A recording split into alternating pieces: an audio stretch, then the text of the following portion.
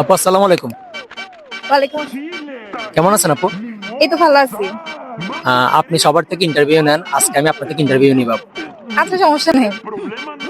আজকাল অনেক মেয়েদের দেখা যায় অনেক বেস্ট ফ্রেন্ড থাকে, মানে আপনার সেরা বেস্ট ফ্রেন্ড কে আপনার লাইফে?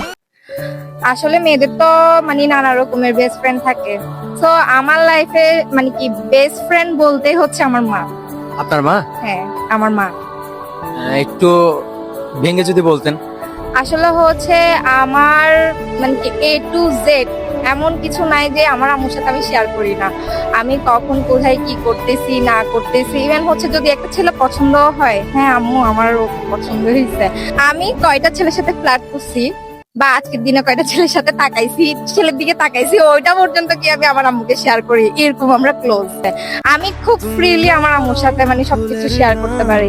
ইভেন হচ্ছে আমি যদি দুঃখে থাকি তাহলে আমার আম্মুই আমার চেহারা দেখে বুঝে যায় যে আমি আসলে ভালো নেই। ঠিক আছে, তো মা থেকে বেস্ট কেউ হয় না এই পৃথিবীতে, মাই আমার বেস্ট ফ্রেন্ড। আমি তোমার ছায়ায় ছায়ায় থাকি মা। আচ্ছা, তাহলে অনেক ক্লোজ আপনার আম্মুর সাথে আপনি। হ্যাঁ, অনেক ক্লোজ ভাই।